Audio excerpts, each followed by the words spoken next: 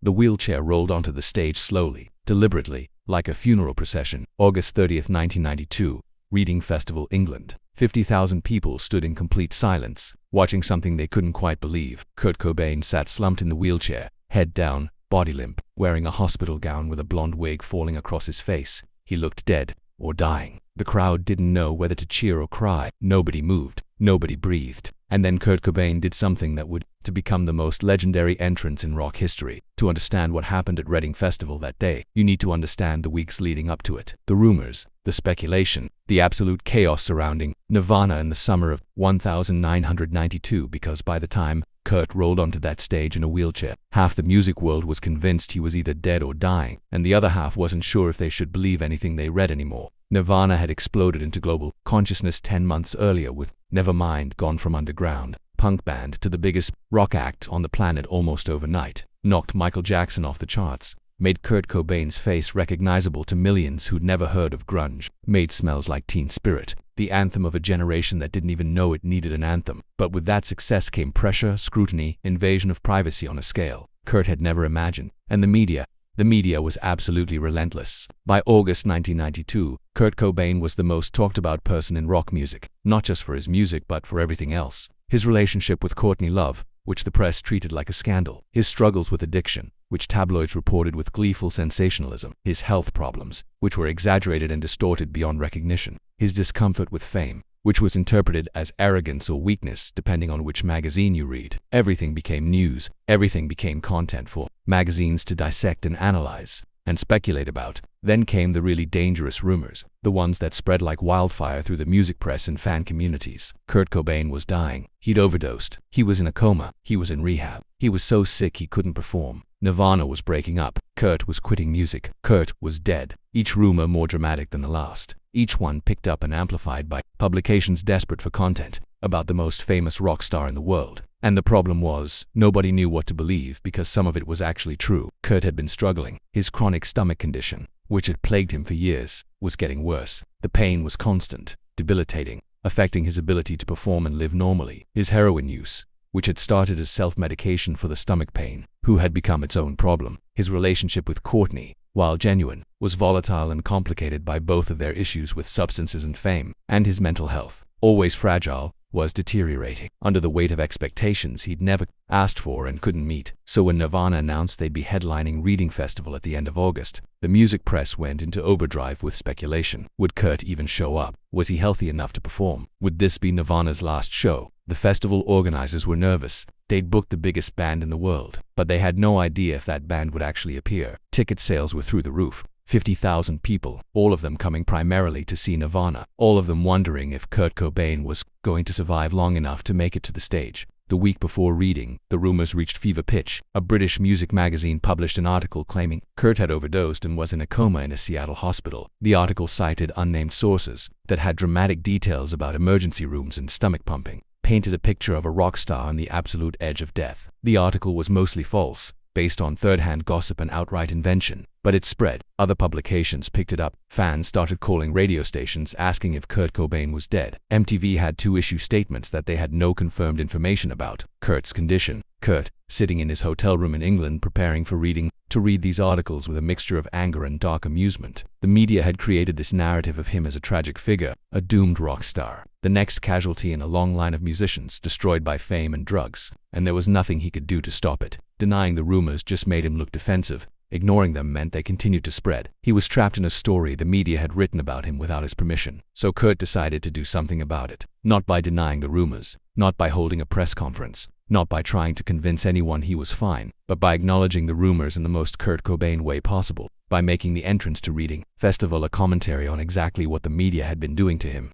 by turning the narrative into performance art, by showing everyone that he knew exactly what they'd been saying and exactly how ridiculous it all was. The plan was simple. Kurt would arrive at Reading Festival in a wheelchair, wearing a hospital gown, looking as close to death as possible. He'd play into every rumor, every speculation, every dramatic headline that had been written about him in the past month. He'd give the media exactly what they'd been describing. And then, once he had everyone's attention, once everyone was convinced they were watching either a tragedy or a final performance, He'd reveal the joke. He'd show them how absurd the whole media circus had become. Dave Grohl and Kristen Novoselic thought it was brilliant. Dangerous maybe. Potentially misunderstood. But absolutely brilliant. This was vintage Kurt.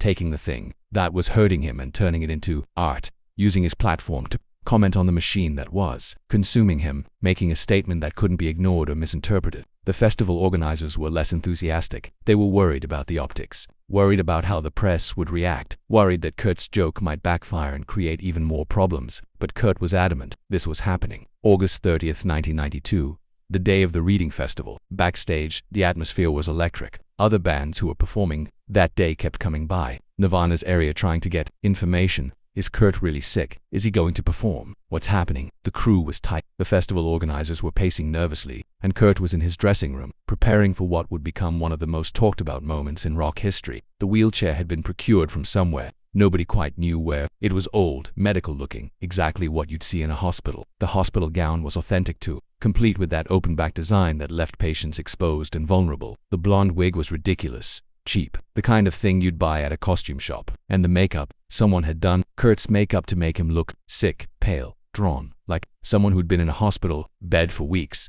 like someone who might not survive the night. As showtime approached, Kurt got into character, slumped in the wheelchair, let his head hang forward, made his body limp, became the image that the media had been painting of him for weeks, a dying rock star, a tragic figure, someone to be pitied or mourned. The effect was disturbing. Even the people who knew it was an act found themselves unsettled by how convincing Kurt looked. This wasn't funny anymore. This was dark. This was Kurt confronting his own mortality and the media's obsession with it. 50,000 people waited in the festival field. Most of them had no idea what was about to happen. They'd heard the rumors, read the articles. Some believed Kurt was sick. Others thought it was media exaggeration. But everyone was nervous. Everyone was wondering if Nirvana would even appear. The energy in the crowd was strange. Not the usual festival excitement. Something more anxious, more uncertain, like everyone was holding their breath waiting for news that might be terrible. The lights went down, the crowd roared, and then music started playing over the PA system. Not rock music, not Nirvana, but something else. Something that made the crowd go silent. It was Benny Hill music, that ridiculous, comedic, sped-up theme song from a British comedy show, completely inappropriate for a rock festival, completely wrong for what should have been a triumphant headline set. The crowd didn't understand what was happening, and then they saw the wheelchair, rolling slowly onto the stage, pushed by a stagehand who looked genuinely concerned. In the wheelchair sat Kurt Cobain, a hospital gown, blonde wig, head hanging, body limp, looking exactly like every rumor had described, looking like someone who should be in a hospital, not on a stage. The Benny Hill music continued its absurd accompaniment to this surreal scene, and 50,000 people, it stood in stunned silence trying to process what they were seeing. Was this real? Was Kurt actually dying? Was this Nirvana's way of announcing that their singer was too sick to perform? Was this a farewell? The wheelchair reached center stage and stopped. Kurt remained slumped, not moving, not acknowledging the crowd. The music cut off. Silence filled the massive festival ground. 50,000 people barely breathing. This was the moment. Whatever was about to happen would either be tragic or something else entirely. Nobody knew which. Then Kurt's head lifted,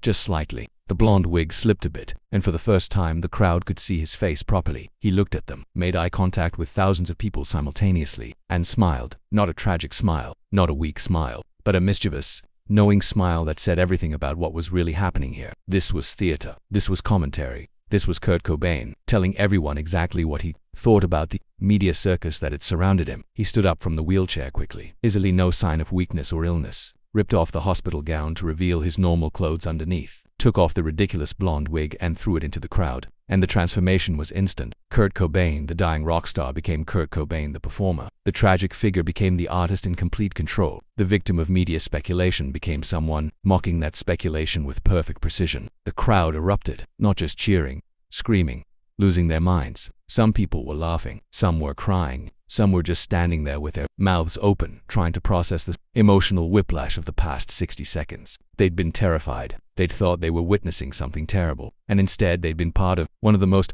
brilliant pieces of performance, art in rock history. Kurt had just shown them exactly how ridiculous the media narrative had been, how absurd it was that rumors of his death had been taken seriously, how the whole machine of celebrity journalism had spiraled into parody. Kurt grabbed his guitar, strapped it on, walked to the microphone, and in a voice that was perfectly healthy, perfectly strong, perfectly alive, he spoke his first words to the 50,000 people who'd just watched his resurrection. "I made it. Thanks for coming to my funeral."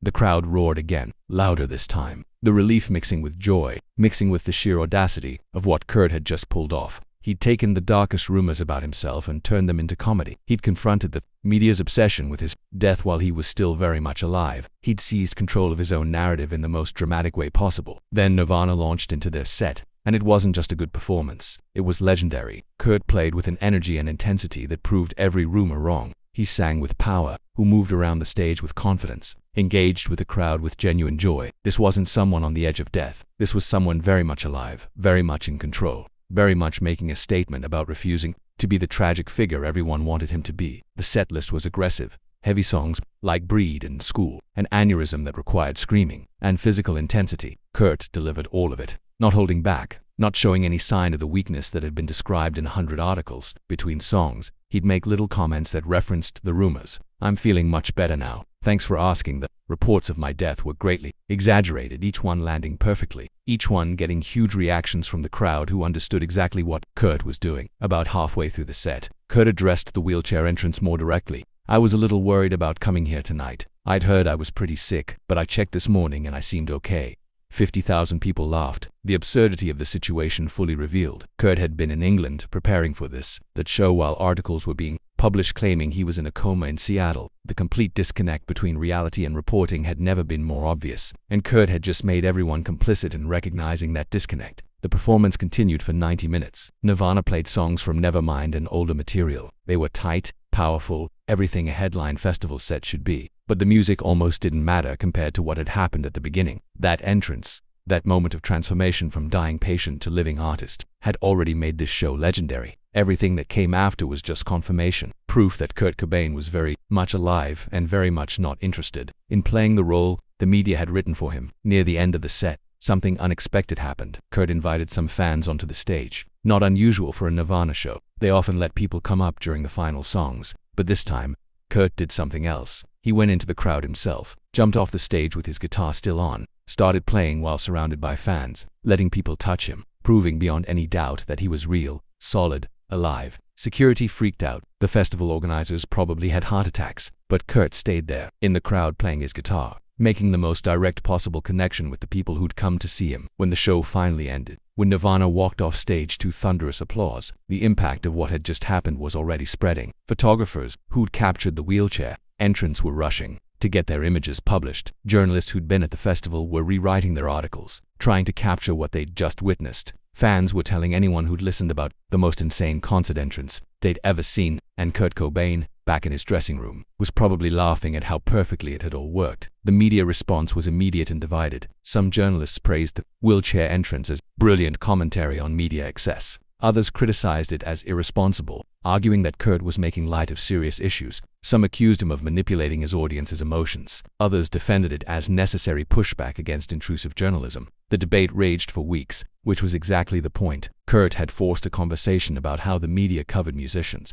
about the gap between reality and reporting, about the way rumors became facts, became narratives regardless of truth. But for the 50,000 people who were actually there, who experienced that moment live, the response was unanimous. This had been special, historic one, of those rare moments where an artist uses their platform not just to perform, but to make a statement, to comment on their own situation in a way that's impossible to ignore, to take control of a narrative that had been written about them without their input. Kurt hadn't just played a great show, he'd created a moment that would be talked about for decades. The wheelchair remained on stage throughout the performance, a physical reminder of the joke, of the commentary, of what Kurt had just pulled off. Some fans tried to grab it as a souvenir. Security eventually removed it, but the image was already burned into rock history. Kurt Cobain in a wheelchair with a blonde wig, looking dead, on the stage at Reading Festival. And then Kurt Cobain alive, healthy, performing with more energy than anyone who'd read those articles could have imagined. In the days following Reading, Kurt gave a few interviews addressing the entrance. He explained that he'd been angry about the rumors, frustrated by the media's insistence on portraying him as a tragedy waiting to happen. He'd wanted to show how ridiculous it all was, how disconnected from reality the coverage had become. "If they're going to write that I'm dying," he said in one interview, "I might as well show up looking dead and then prove them wrong." The logic was perfect. The execution was flawless. The impact was undeniable. But there was a darker undercurrent to the Reading performance that would only become clear in retrospect. Kurt's mockery of death rumors, his theatrical resurrection, his insistence that he was fine despite media claims otherwise. All of it would take on a tragic irony less than 2 years later when Kurt actually did die. when the rumors that he'd mocked it, reading became reality in April 1994, when the performance that had been about proving he was alive became, in retrospect, one of the last times he seemed truly joyful on stage. Looking back now, the reading performance feels complicated. It was brilliant. It was necessary. It was Kurt at his most creative and confrontational, but it also highlighted the constant pressure he was under. The way every aspect of his life had become content for consumption. The way he couldn't even be sick without it becoming a media spectacle. The entrance was funny, but it was also born from real pain, real frustration, real anger at a system that wouldn't leave him alone. Dave Grohl, in later interviews, described Reading 1992 as one of his favorite Nirvana performances, not just because it was great musically, but because it captured everything Kurt was about. The refusal to play by rules he didn't agree with, the willingness to take creative risks, the ability to turn his pain into art, the desire to communicate directly with fans, rather than through media filters. That wheelchair entrance was pure Kurt, Dave said, taking something that was hurting him and making it into something powerful, making people think, making them question what they'd been told. Krist Novoselic remembered the planning stages, how Kurt had pitched the idea and everyone had immediately understood what he was trying to do. It was risky, Krist said. That could have gone wrong in so many ways. Could have been misunderstood. We could have made things worse. But Kurt trusted that the audience would get it. And they did. That's the thing about Kurt. He always trusted the intelligence of the people listening, never talked down to them, never assumed they couldn't handle complexity. The wheelchair entrance became iconic. Footage of it appears in every Nirvana documentary. Photos from that moment are among the most recognizable images from Nirvana's career. It's been analyzed in academic papers about performance art and media criticism. It's been referenced by other artists doing similar commentary on celebrity culture. It's become shorthand for an artist taking control of their own narrative in a dramatic, unforgettable way. But for the people who were actually there, who experienced it live, the reading performance means something more personal. It was the moment they saw Kurt Cobain not as a tragic figure or a media creation, but as a real person, fighting back against forces trying to define him. It was the moment they realized that the person on stage was more complex, more intelligent, more aware than any article had given him credit for. It was the moment that connection between artist and audience became something deeper than just music. The festival organizers, who'd been so nervous about Kurt's plan, ended up grateful. Reading 1992 became the most talked about festival of the year. Ticket sales for future years skyrocketed based partly on the legend of what had happened with Nirvana. The wheelchair entrance became part of Reading's history, proof that festivals could be about more than just music, that they could be venues for genuine artistic statements, that the right moment, what the right artist could create, something that transcended typical concert experience. Other musicians took note. The Reading entrance influenced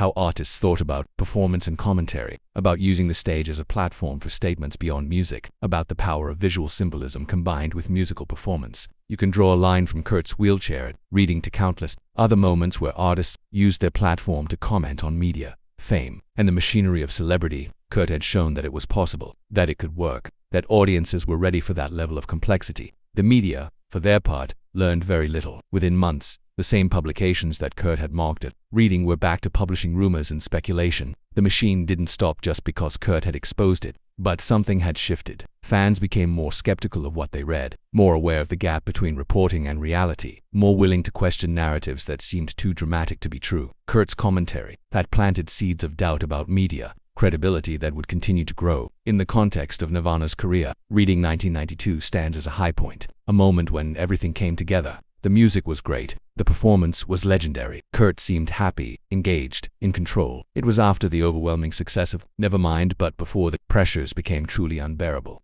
Before In Utero and the battles with Geffen. Before the interventions and the struggles that would define his final year. Reading was Kurt at his most creative and confident, using his platform exactly how he wanted to use it. The performance also demonstrated something important about Kurt's character, his sense of humor, his ability to find absurdity in dark situations, his refusal to take himself too seriously even while taking his art very seriously. The wheelchair entrance was funny, but it was funny in a way that only someone genuinely suffering could make it. Kurt earned the right to make that joke through everything he'd been dealing with, and the audience understood that they were laughing with him, not at him. That's what happened at Reading Festival on August 30th, 1992. That's the story of the wheelchair entrance that became legendary. That's how Kurt Cobain turned media rumors about his death into one of the most iconic moments in rock history, not by denying the rumors, not by holding a press conference, but by showing up, playing dead, and then proving spectacularly that he was alive, by making 50,000 people experience the emotional journey, from fear to relief to joy,